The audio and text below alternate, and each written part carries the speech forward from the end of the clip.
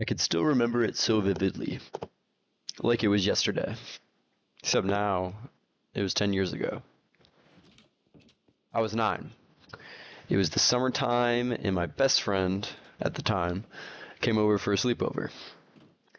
Sleepovers for us consisted of Nerf battles and hide and seek. Usual. Well, even usual for us. I don't know. Sometimes we play games too, but we even recorded YouTube videos, because at the time I had a silly little channel I'd like to post on, do little challenges, etc., etc. But my parents suggested that we watch a movie. So, booked up Netflix, which was still probably relatively new, thinking back. And we looked for something. Anything to watch, really. Later that week, however, a new horror throwback series had been released on Netflix. It wasn't a movie, but my mom said that it could be good because she heard buzz about it on whatever, like, I guess Twitter. The episodes were long, though. Longer than any TV show I had ever watched at the time. Except for, like, the Arrowverse TV shows, like Flash, Arrow, Legends Tomorrow. Whoever gets it out there, you know. Me and my friend had no issue, though. So I sat in this little red rocking chair. He sat on a spinny bench, and my parents sat on the couch and turned it on. You could hear it. Ta-dum. So it, like, started the show. Over the next 49 minutes, I experienced childhood through a different decade. Experienced horror and thrill that I hadn't really got before. And experienced some new story derived from the past. I experienced something magical. Over those 49 minutes, my life changed for the better. When the episode ended, we all kind of just sat there in shock. I was hooked. They were hooked. We were all hooked. Everyone in that room. Swear. I wanted to watch another one, but it was kind of late at the time for us. Bedtimes, etc. So parents told me and my friend to go to bed. So we did. Didn't stop me from thinking about it, though. All night long. We literally stayed up and watched Minecraft videos of, like, Sky Wars or Cops and Robbers, and still thought about that show. That damn show. When my friend left the next day, I begged my parents to turn on the next episode. So, we did. And that began a long, long journey. A long, almost 10-year journey with what I consider my favorite show ever. Stranger Things. Stranger Things, in case you lived under a rock, is a 80s coming-of-age show with elements of adventure, action, horror, thrill, as seen in the It TV series or Stand By Me, Goonies, E.T., all that jazz, you know? It was wondrous. It is wondrous. Even the theme song gave you chills. You never skipped it. At least I didn't. The show was about characters, friendship, 80s tropes of adventure and the unknown, love, and most importantly, growing up. And as someone that has grown up from being 9 at the beginning to being 19 now at the show's end, the show, as many fans, cast, and crew have said this year especially, or as the final season has been coming out, it's grown up with us. We've grown up with it. Stranger Things released its final season in 3 separate parts on November 26th, December 25th, and January 31st of 2025, respectively.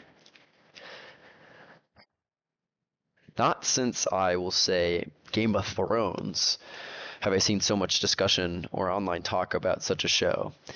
And people were like, when it was coming back, saying, oh, no one watches this anymore, blah, blah, blah, blah, blah. But, man, it was talked about.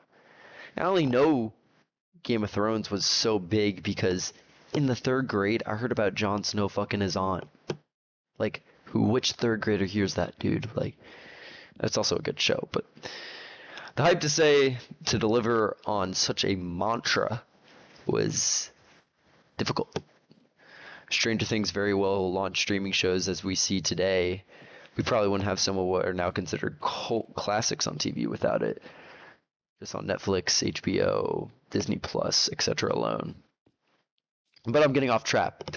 Hype through the roof. Yeah. The finale and how it all ends was much anticipated, to say the least.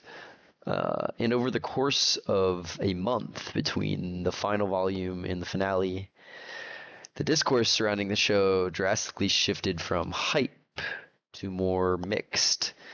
And since the finale on the 31st, the aftermath has been loud. Noise, basically, overwhelming. With many going through the 5 stages of grief, as I'd say. It came in many forms. A mass following of conspiracy theories about a secret episode or a meta documentary because some didn't like how the series ended or simply just did not want to let go. And yes, I've heard all the complaints. I've seen the writing choices and the inconsistencies the show made with production design, continuity choice, and using a play that was on West End and Broadway to connect to the final season. Yeah, there's a lot. I'm not even going into the documentary that released at the time of this yesterday that has been revealing so much. I'm a writer myself. I see the problems. I acknowledge them without a shadow of a doubt.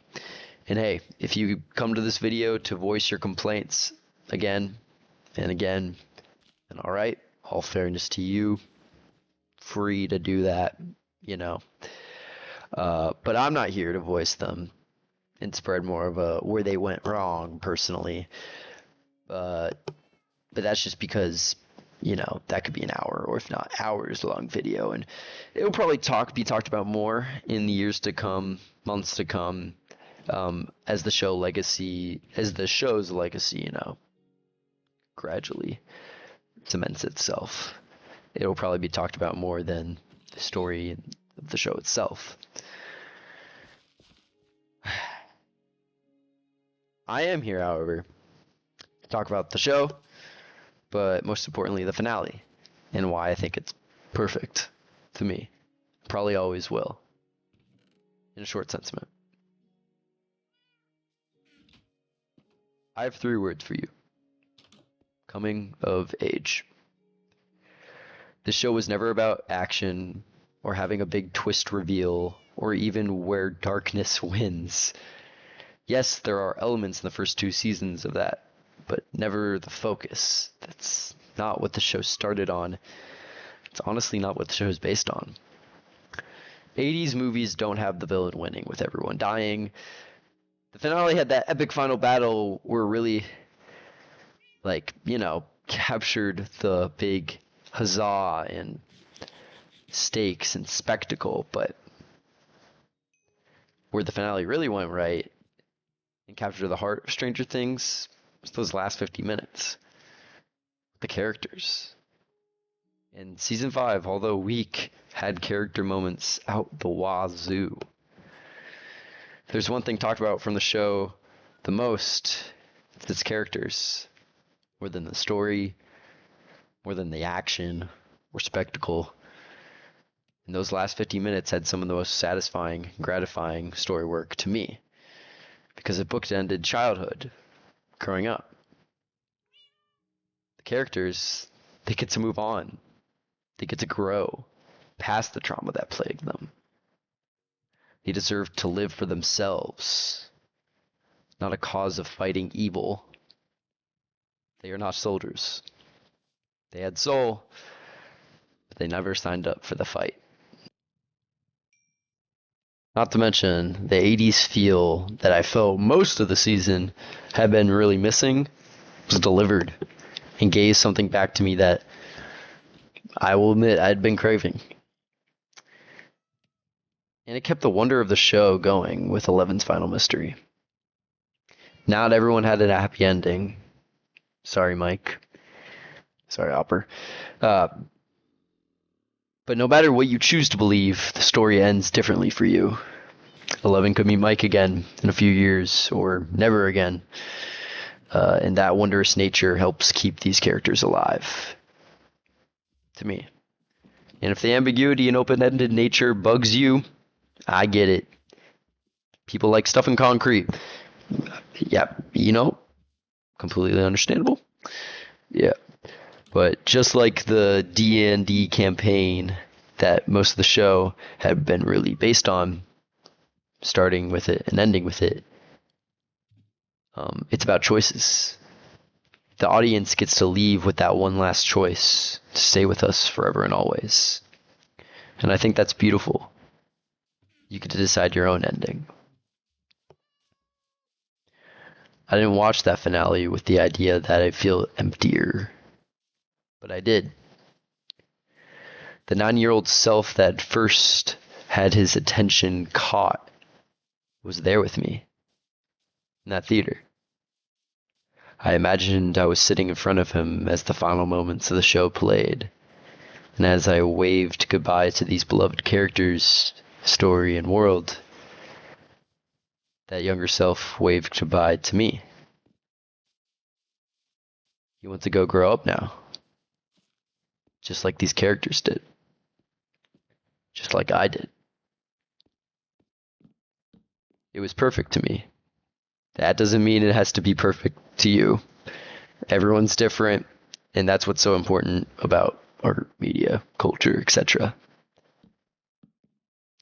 Appreciate what you had, and appreciate what you have.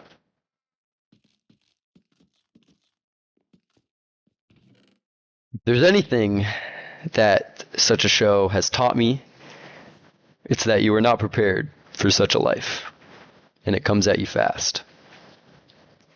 So do what you can, take it all in, so as not to let it pass you by. Life may come at you, but what you decide to do with it, that's what comes from you. It isn't forever. Love and memories are. So thank you, Stranger Things. And thank you. Dream on, dreamers.